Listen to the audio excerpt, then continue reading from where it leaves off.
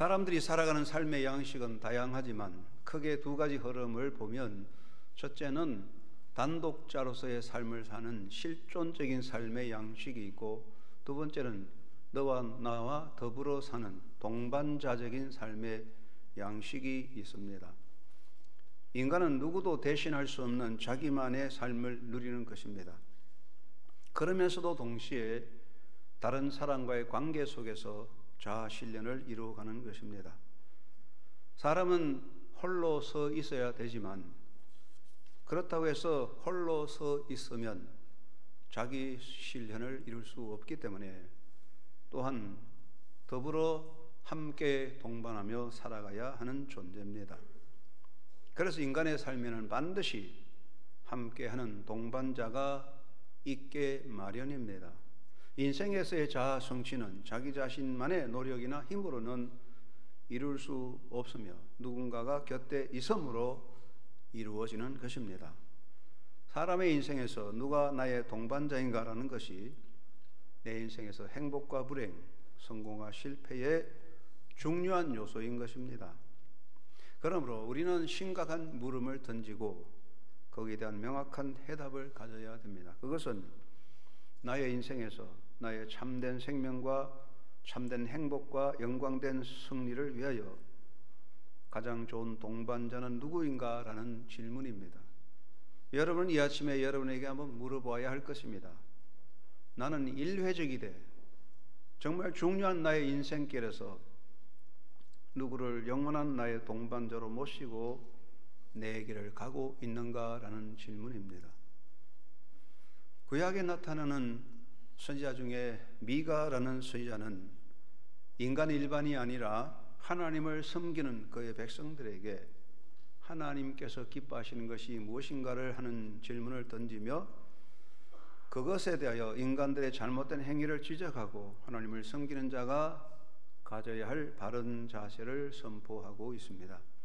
미가 선지자는 모레셋 사람으로서 유다 왕국에서 요담, 아하스, 히스기야 때에 활동을 했습니다. 미가 선지자는 누구보다도 유다 왕국에 대한 애착심을 가지고 유다 백성들과 유다의 통치자들의 죄악을 지적하고 고발합니다.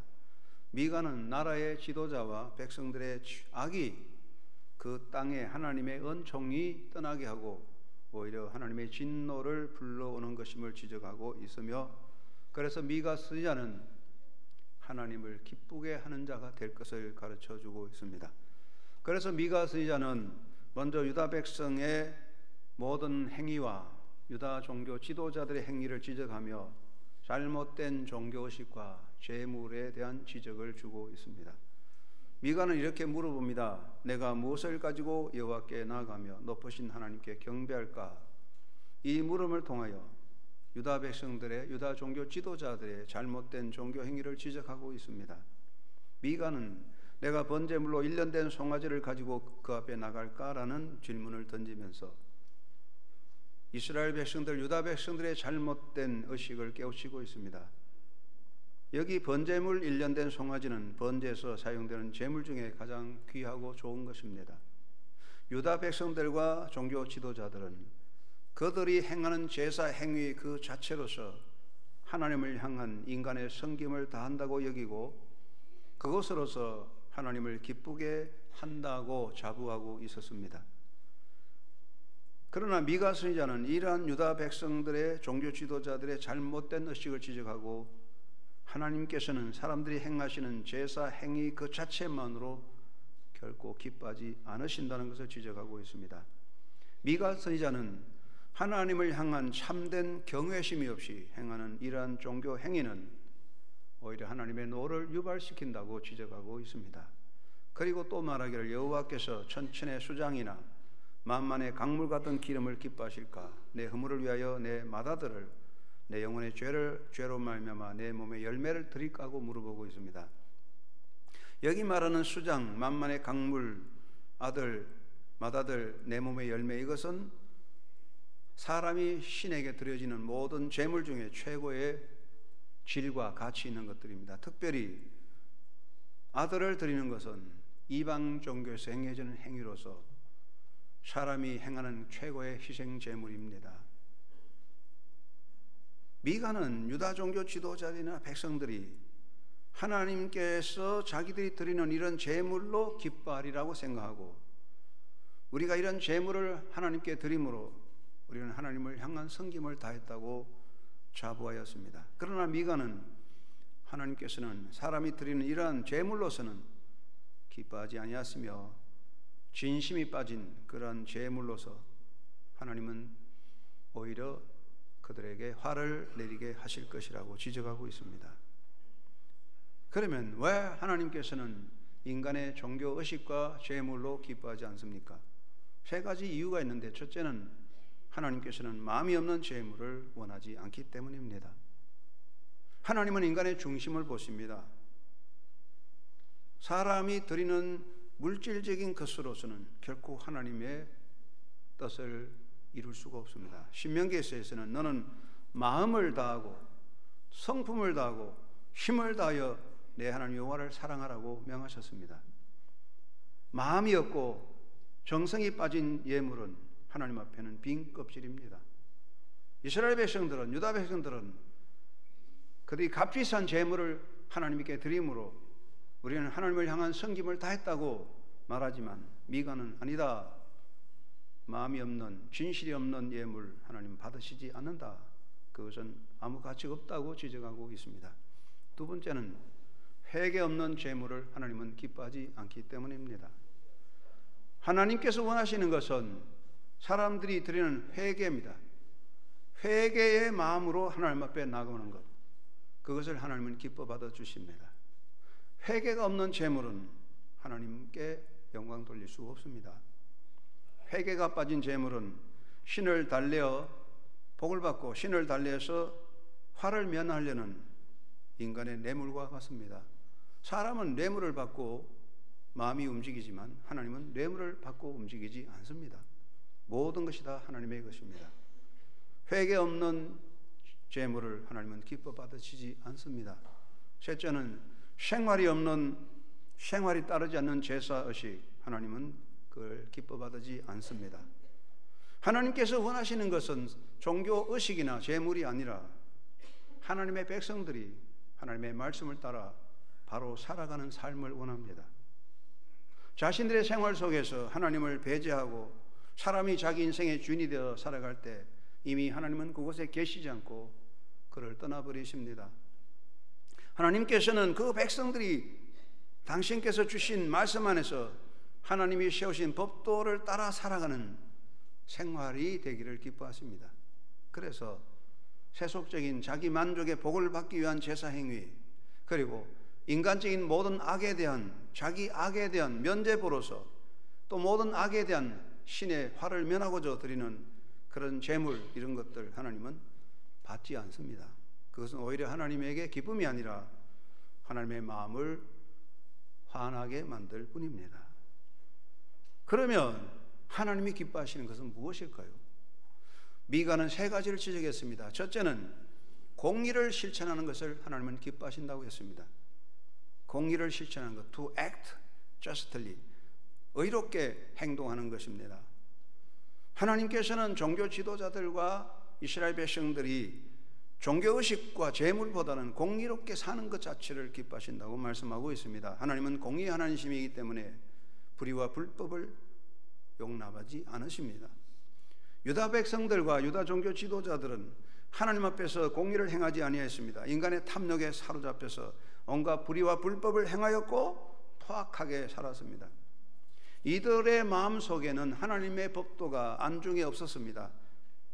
하나님의 법도를 멀리하고 단순한 종교 의식으로 하나님 앞에 나가는 것만 찾았습니다. 미가는 그것을 지적하면서 너희는 먼저 공의를 행하라, 이것이 하나님이 기뻐하신다고 지적합니다. 두 번째는 인자를 사랑하는 것을 하나님은 기뻐하신다고 했습니다. 인자라고 하는 것은 사람의 아들이라는 뜻이 아니라 자비, mercy입니다. To love, mercy, 자비를 행하는 겁니다. 서로 사랑하며 사는 것입니다. 유다 백성과 지도자들은 무자비했고 몰인정했으며 약자를 억압하고 착취했습니다. 그러면서도 그들은 단순히 종교의식, 제사 행위로 하나님의 노를 피하고 복을 받는다고 생각합니다. 미가는 그것을 지적하고 하나님은 그걸 받으시지 않는다. 너희가 먼저 서로 자비하고 사랑하라고 가르쳤습니다. 하나님은 인자를 사랑하는 것을 기뻐한다고 했습니다. 세 번째는 하나님과 겸손히 동행하는 것을 기뻐한다고 하셨습니다. 하나님은 우리가 겸비하게 하나님 앞에 서서 그의 손을 잡는 것을 기뻐하십니다. 인간 역사의 주인이시고 주권자이신 하나님 앞에서 하나님의 진노를 불러일으키는 것은 두 가지입니다. 불순종과 교만입니다. 인간의 교만은 인간으로서 스스로 하나님의 자리에 앉으려는 욕구의 발로입니다. 인간은 피조물이기 때문에, 모든 인간은 피조물이기 때문에 존재 속에 신에 대한 욕구불만, 컴플렉스가 있어서 야, 내가 하나님이 한번 되어보면 좋겠다, 그런 마음이 다 자리 잡고 있어요. 그래서 강해지고 모든 조건이 이루어지면 자기가 신이 되려고 하는 겁니다. 이 교만입니다. 그래서 교만은 사탄적인 악에 속하는 것입니다. 미가는 무엇보다도 우선 겸손하게 하나님과 동행해야 된다고 외치고 있습니다. 사랑하는 여러분, 하나님과 동행하는 자가 가장 아름다운 행복자입니다. 왜 우리는 하나님과 동행해야 됩니까? 왜 하나님과 동행하는 것이 인생의 가장 복된 삶일까요? 그것은 먼저 하나님 없이 인간은 홀로 설 수 없기 때문입니다. 피조된 존재는 그 존재적으로 볼 때 스스로 생존할 수 있는 것은 아닙니다. 스스로 생존하고 스스로 움직이고 스스로 결단하는 것은 신만이 할 수 있습니다. 자동차가 아무리 고급이고 아무리 좋은 기계가 있을지라도 사람이 시동을 걸고 에너지를 공급해야 움직이지 스스로 움직이지는 않습니다. 피조된 존재는 창조주의 손길 안에서 움직이고 생존할 수 있습니다. 우리는 우리 힘으로, 우리 계획으로 얼마든지 생존을 지키고 잘 살 수 있다고, 신이 없어도 살 수 있다고 말합니다. 그러나 한순간, 잠시 동안은, 제한된 얼마의 날 동안에는 사람이 스스로 힘으로 얼마든지 설 수 있는 것 같지만 어느 순간에 완전히 몰락하여 무너지는 것입니다. 힘차게 달리는 자동차가 휘발유가 떨어지면 멈춰버리듯이 인간 어느 순간에 끝나버리는 존재입니다. 그러므로 인간 역사에서, 수천 년의 인간 역사에서 수많은 사상과 수많은 종교가 있었는데, 제 생각에는 수많은 역사 속에서 인간에 의해서 나타난 인간들이 행한 최악의 결정과 최악의 선택은 무엇인가? 그것은 신의 죽음을 선포한 것입니다. 하나님은 죽었다고 선포한 이것은 인간으로서 행한 최악의 선택과 결정이었습니다. 사랑하는 여러분, 우리가 살아갈 때에 뭔가 모자라도 살아갈 수 있습니다. 그러나 신의 죽음이라는 것은, 신은 죽었으니 신은 죽이고 신은 없으니 우리끼리 잘 살자, 이것은 불가능한 것이며, 신의 죽음은 곧, 하나님의 죽음은 곧 인간의 전폭적인 파멸, 인간 역사의 전폭적인 절망을 말하는 것입니다. 사람은 하나님 없이는 스스로 설 수 없습니다. 왜 우리는 하나님과 동행해야 됩니까? 두 번째는 인간은 하나님 없이는 인간적 상황을 극복할 수가 없습니다. 사람들은 스스로 할 수 있다, 하면 된다, 불가능이 없다고 외칩니다. 그럴 것 같아요. 하면 될 것 같아요. 그러나 그렇지 않습니다. 인간의 실존 장벽 앞에 무너지는 것이며 죽음이라는 허무 앞에 맥없이 쓰러져 버립니다. 그러므로 사람이 스스로 할 수 있다, 하면 된다는 것은 어떻게 보면 어린아이의 맹룡이며 헛된 기계에 불과한 것입니다. 마태복음 19장 26절에서 예수님 말씀하시기를, 사람으로는 할 수 없다. With man, this is impossible. 이것은 with man이란 말은 without God, 하나님 빼놓고 사람 말은 안 된다. Without God, this is impossible. 하나님을 빼놓고 아무것도 할 수 없다고 말씀하고 있습니다. 다 할 것 같지요. 그러나 인생의 실존 장벽 죽음 앞에 우리는 완전히 두 손 들고 맙니다. 하나님 없이는 어떤 것도 극복해 갈 수 없습니다. 셋째는 하나님 없이는 참된 희망이 없기 때문입니다. 희망이라는 것은 무엇입니까? 뭔가 바라는 것입니다. 오늘 내가 사는 것은 희망이 아닙니다. 오늘 내가 가지고 있는 건 희망이 아닙니다. 앞으로 내가 살아가는 데 대한 꿈을 가지는 것이 희망입니다. 그렇기 때문에 인간은 존재성 자체로서 스스로 무엇인가 희망하는 존재일 뿐 스스로 희망이 될 수는 없습니다. 여러분 어떻게 생각하십니까? 강한 자는 약자의 희망이 되고 있습니까? 가진 자는 못 가진 자의 희망입니까? 지식인은 범인의 희망입니까? 젊은이는 노인의 희망입니까? 결코 아닙니다.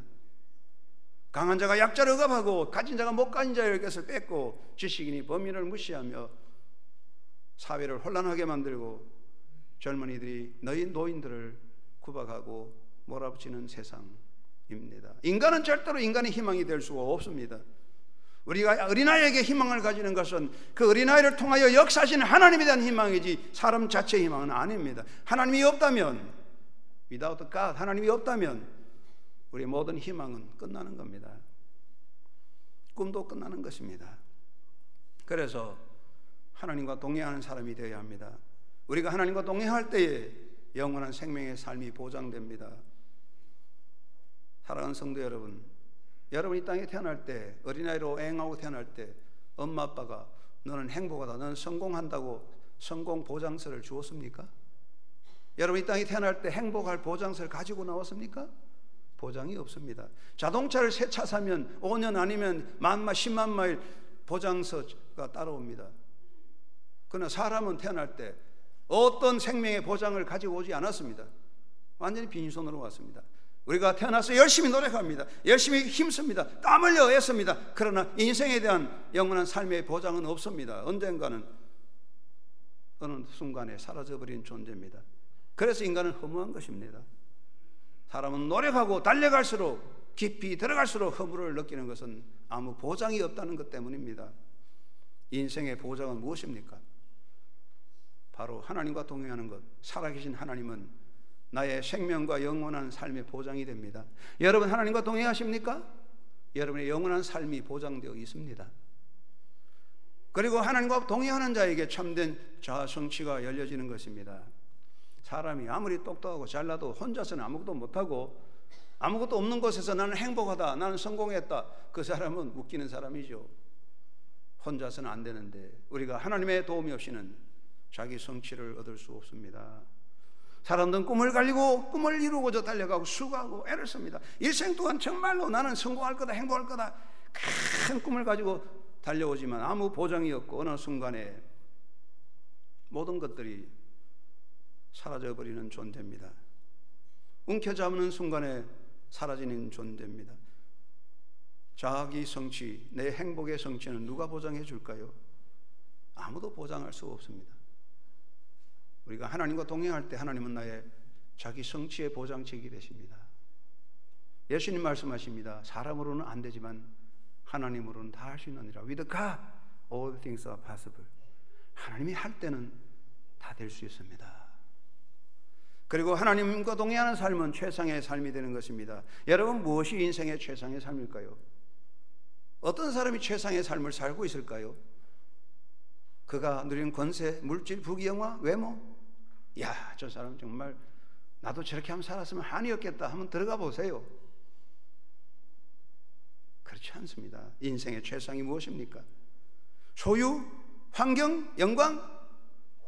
한순간에 사라지는 뜬구름과 같은 것입니다. 안개는 눈에 보이지만 움켜잡을 수 없어요. 대단한 안개가 뭐 있는 것 같지만 잡아보세요. 없어요. 세상 것은 안개같이 다 사라지는 존재인데 인생의 최상은 무엇일까요? 여러분, 하나님과 동행하는 사람이 인생의 최상의 삶을 사는 것입니다. 여러분의 인생의 최상의 삶은 하나님과 동행하는 것입니다. 예수님은 자기를 임마누엘이라고 하셨습니다. 하나님이 나와 함께 하신다. 내가 어디를 가든지, 내가 어디에 서 있든지, 내가 무엇을 가졌든지 그곳에 하나님이 계시지 않고 그곳에 예수님이 계시지 않는다면 그 우리는 완전히 허망한 것이며 공허한 것이며 결국은 최악으로 떨어져 가는 것이죠. 모든 걸 가졌다고 큰소리 치지만 하나님을 떠나버리고 예수님이 떠나버릴 때에 최악이 되고 영원한 고통과 절망의 날로 가는 것입니다. 여러분, 성경에 훌륭한 인물이 많습니다. 저는 성경의 많은 사람 중에서 정말 요나단이 정말로 최상의 삶을 산 사람이라고 저는 생각합니다. 사울의 아들 요나단입니다. 그는 권력자가 아니고 왕도 된 거 아닙니다. 그런데 왜 그럴까요? 이스라엘 백성들이 요나단을 보고 저 사람은 성공한 사람이다, 위대한 왕이다, 저 사람은 위대한 지도자다, 지혜자다고 말하지 않았습니다. 이스라엘 백성들이 요나단을 보고 말할 때 요나단은 하나님과 동사한 사람이다. 할렐루야. 하나님과 동행한 사람이다. He did this today with God's help. With God's help. 하나님의 도움으로 살아온 사람이다. 그 이름이 최고입니다. 저는 한영교회 성도 여러분이 인간적으로 어떤 영광과 성취를 누릴지는 모르지만 여러분 모두가 요나단같이 하나님과 함께하는, 하나님과 동행한 사람으로서의 영광의 자리에 서기를 주의 이름으로 축원합니다. 여러분의 묘비에 어떤 이름이 설지 몰라도 이 사람은 하나님과 동행한 사람이다. 그 이름이 새겨지기를 주의 이름으로 축원합니다. 사랑하는 여러분이요, 세상이 다 지나가는데 모든 인생의 삶이 동반자가 다 사라져버릴지라도 하나님은 영원합니다. 늘 하나님 앞에 겸손과 순종의 사람이 되기를 바랍니다. 우리가 구원받은 백성이라면, 우리가 노력하고 애써서 구원받은 것이 아니라 하나님의 은혜로 구원받았다면, 구원받은 하나님의 자녀라면 우리가 이 땅에 살 때에 하나님 앞에서 겸손과 순종을 배우고 그것을 몸에 익혀야 됩니다. 예수님이 보여주신 삶의 내용은 두 가지입니다. 첫째는 그는 스스로 하나님이시지만은, 하나님과 동등되신 분이지만은 그는 그의 몸으로, 그의 고난의 몸으로 순종을 배우셨습니다. 히브리서 5장 8절에 그는 하나님이시지만 고난을 통해 순종을 배우셨다고 했어요. 그리고 예수님은 하나님 자체시지만, 최영광스러운 분이지만 낮추셔서 비천하게 되셨는데, 인류 역사 속에서 많은 인간이 있는데 최상의 자리에서 최악으로 내려온 예수님 같은 자기 비하, 예수님같이 자기를 낮추신 분은 없습니다. 우리는 예수님을 통해서 순종과 겸손을 배웁니다. 우리는 하나님의 은혜로 하나님의 자녀 되었습니다. 그렇다면 우리는 날마다 우리 삶 속에서 우리가 배워야 할 것은 겸손함을 배우는 것입니다. 요즘은 평생 학교가 많아요. 그런데 70대에서 공부하는 것도 좋지만 가능하면 젊어서 공부해서 많이 유익하게 살아가는 게 좋겠지요. 그런데 이 성도들에게 평생 학교가 있다면, 우리가 평생 학교, 믿는 사람에게 평생 학교라면 그것은 바로 겸손과 순종의 학교입니다. 내 영적인 성장에서 내 영적인 삶의 수준이 어느 정도인가 점수를 매기려면, 내 인생에서 겸손과 순종의 학점이 D학점이면 나의 영적인 삶도 D학점이고 순종과 겸손의 학점이 A학점이면 여러분도 인생의 영적 성적은 A학점인 줄 믿습니다. 한영교회 성도 여러분 모두가 겸비함을 배워서 하나님 앞에 A학점 받는 영적 승리자가 되기를 주의 이름으로 축원합니다. 야고보 4장 6절에 하나님은 교만한 자를 물리치시고 겸손한 자를 은혜를 베푸신다. 베드로 사도는 하나님의 능하신 손 아래 겸손하라. 때가 되면 너희를 높이시리라. 저는 목회하면서 많은 영적인 체험을 하지 않았지만 때때로 하나님께서 중요한 때에 말씀해 주시는 것을 들어봅니다. 제가 한번 말씀드렸습니다마는 한영교회는 1998년 5월 달에 기공식을 하고 1999년 크리스마스 입당하여 새 역사를 시작하게 되었습니다. 여러분이 교회 건축할 때 여기 안 계신 분은 많겠지만 저절로 된 거 아닙니다. 어려운 형편이 많았습니다. 또 IMF도 터지고 그런 문제가 많았는데 저는 당회장으로서 교회 책임자로서 이 교회를 건축할 때 인간적으로 대단히 짐이 무거웠고 스트레스가 많았어요. 정말 여러 가지 문제가 많았습니다. 힘들었습니다. 다 이야기할 수 없지만. 그런데 1998년 11월 달쯤 됐는데 잠을 자는데 제 마음속에 주께서 말씀하셨어요. 내가 결제했다. 너는 겸손하라. 똑똑하게 들렸어요. 깜짝 놀랐어요. 내가 결제했다. 너는 겸손하라. 저는 생각했습니다. 왜 그렇게 말씀하셨을까? 내가 결제했다. 너는 걱정하지 말라. 그렇게 해야 되지 않을까? 그런데 왜 그럴까? 저는 생각하고 그 뜻을 알게 되었습니다. 사람의 삶에서 교만과 걱정, 근심은 같은 뿌리입니다. 여러분 왜 교만한지 아십니까? 내가 다 한다. 그게 교만하죠. 왜 걱정하는지 아십니까? 내가 다 한다니까 걱정하는 거지요. 그렇기 때문에 내가 한다, 내가 인생의 주인이다, 내가 다 했다, 그래서 교만하고 내가 한다 하니까 걱정 근심이 끝나지 않는 겁니다. 정말 역사의 주인이 하나님이심을 온전히 맡기고 하나님의 인생의 주인이고 주권자라고 믿는다면 잘 된다고 교만할 것도 없고 안 된다고 낙심하거나 걱정할 것도 없지요. 하나님이 하시는데요. 역사의 운전수는 하나님이신데요. 여러분의 인생이 우연의 역사입니까? 기독교에는 우연이 없습니다. 여러분의 만남이 인연입니까? 인연 없습니다. 하나님의 역사입니다. 하나님의 섭리입니다. 여러분의 인생이 하나님의 결제하신 줄 믿으십니까? 크고 작은 일 하나님이 결제하셔야 됩니다. 하나님이 역사를 결제하셨습니다. 그러면 우리는 걱정, 염려, 실망할 것이 아니라 그의 품에 안기는 것입니다. 겸비하게 엎드리는 것입니다. 저는 그 말씀을 듣고 많이 깨달았습니다. 걱정하지 말아야 되겠다. 낙심하지 말아야 되겠다. 하나님께 맡기자. 용기가 생겼습니다. 하나님께서 아름다운 건축을 마치게 하시고 은혜로운 교회로 세워주셨습니다. 이것은 하나님의 은혜였습니다. 사랑하는 여러분이요, 여러분 이 땅에 살 때에 여러분 무엇보다도 아무리 많은 세상적인 것이 가지고 지식이 있을지라도 아니면 교회에서 어떤 직분을 가질지라도 그게 중요하지 않습니다. 예수님을 닮아서 겸손과 순종의 학교에서 겸비를 배워서 겸비하게 하나님 앞에 엎드려 주여 말씀하옵소서 듣겠나이다 아멘 하는 신앙이 되기를 주의 이름으로 축원합니다. 두 번째는 기도하고 모든 것을 주께 맡기는 사람이 되어야 되겠습니다. 하나님과 동행하는 것은 기도하는 삶을 말합니다. 기도는 무엇입니까? 하나님과 대화하는 것이며 하나님께 우리가 드리는 아름다운 향기고 성도의 영적인 호흡입니다. 숨을 쉬어야 살지 않습니까? 인간관계를 한번 생각해 보십시오. 우리 찬양대 할렐루야 찬대 찬양 잘하셨는데 우리 성도들 인간관계의 아름다운 동행자가 누굽니까? 아름다운 동행이라는 것은 같이 있을 때 오가면서 위로와 사랑의 말을 주는 것, 이게 아름다운 동행이고, 아름다운 동행이라는 것은 다른 사람에게 기쁨을 주는 겁니다. 내가 다른 사람에게 기쁨이 향기가 되어야 됩니다. 그래서 우리가 향수를 뿌리지는 거 아닙니까? 아름다운 동행이라는 것은 깨어서 서로 관심을 가지고 나누며 함께 손잡고 가는 것입니다. 여러분, 인간의 삶에서 서로 만나가지고 비판하고 비난하면 그 동행이 깨집니다.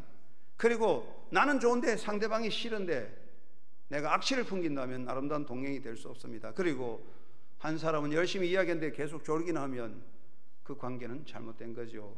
마찬가지입니다. 하나님과 아름다운 동행이 무엇입니까? 그것은 깨어 기도하는 것입니다. 기도 생활이 무엇입니까? 하나님을 만나는 것입니다. 내가 하나님 앞에 내 이야기를 드리는 것이고 하나님의 음성을 듣는 것입니다. 하나님을 기쁘게 하는 향기를 주님께 드리는 것입니다. 우리의 향기는 기도입니다. 주님의 손잡고 가는 것이 기도입니다. 바울은 쉬지 말고 기도하라. 이것이 그리스도 안에서 너희를 향한 하나님의 뜻이라고 말씀하셨습니다.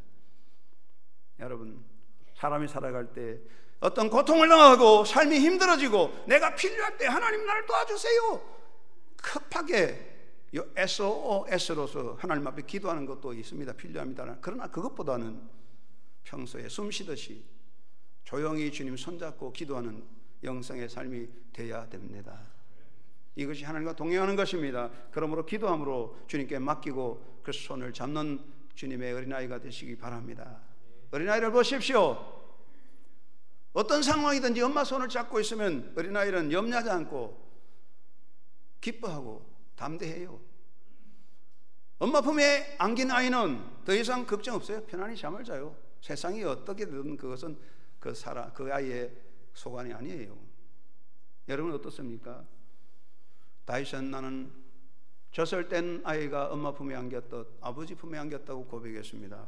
기도하고 주의 품에 안겨서 그의 삶에 따라가는 온전한 어린아이가 되시기 바랍니다.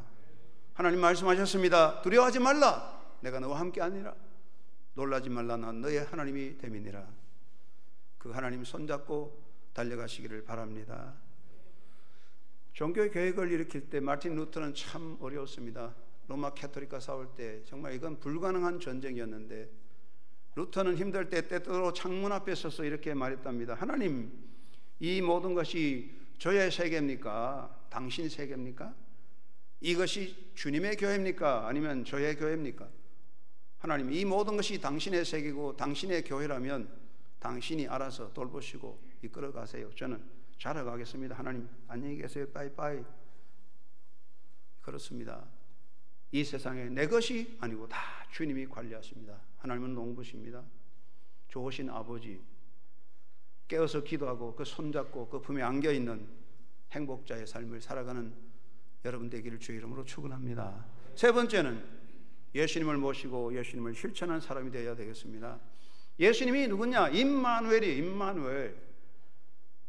우리가 임마누엘 있잖아요. 임마누엘. 클라리넷 임마누엘. 사랑하는 여러분, 생각해 보세요. 피조물이, 만들어진 피조물이 하나님과 어떻게 동행합니까? 이건 말도 안 되는 거죠.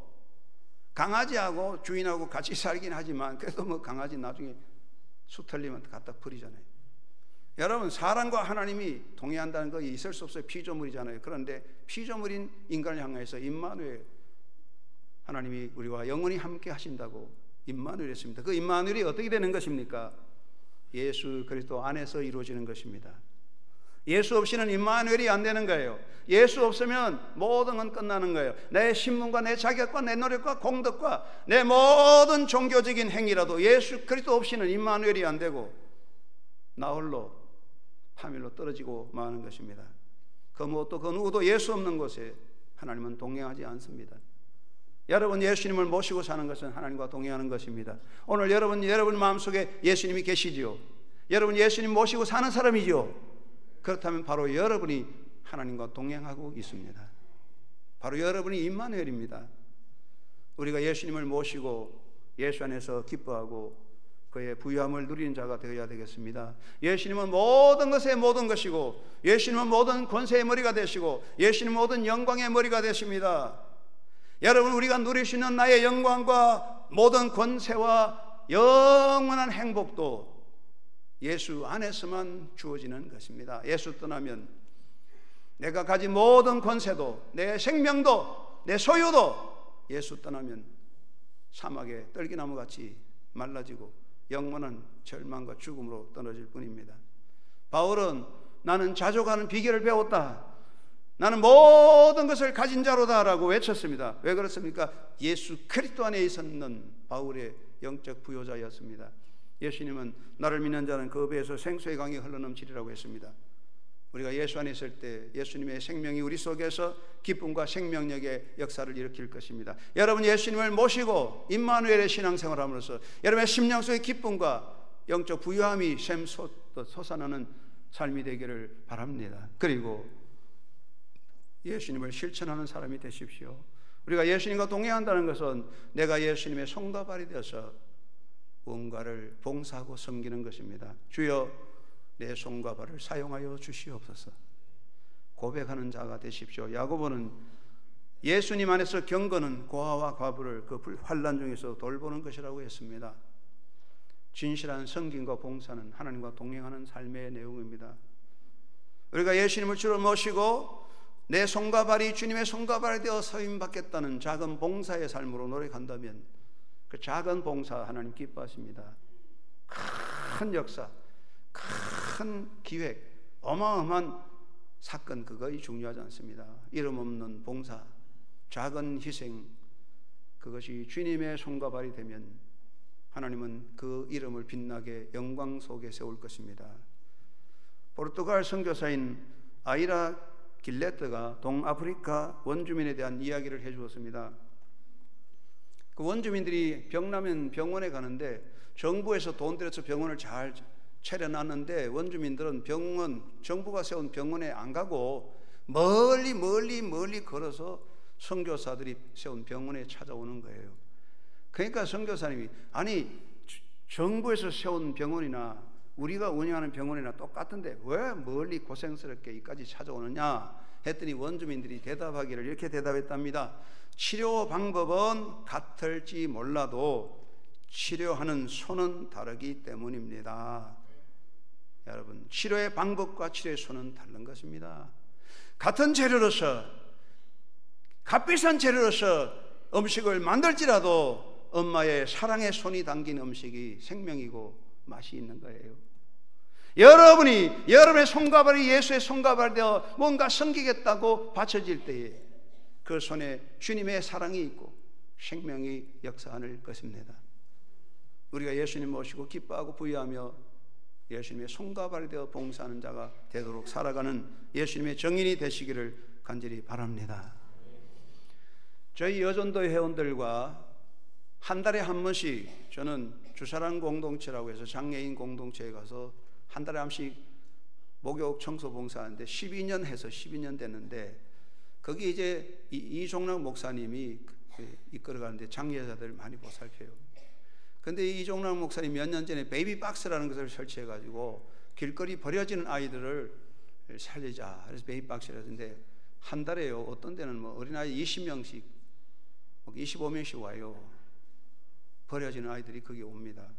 근데 우리나라에서는 이것 때문에 말이 많지만 선진국은 굉장히 이것을 권장하고 좋게 보는데 미국에 있는 킨드리드 이미지라는 하나의 단체에서 이종락 목사님의 그 사역을 조사하고 전부 다큐멘터리를 만들어 가지고 더 드랍박스라는 다큐 영화를 만들었습니다. 그래서 3일에서 5일에 미국 전역에서 상영됩니다.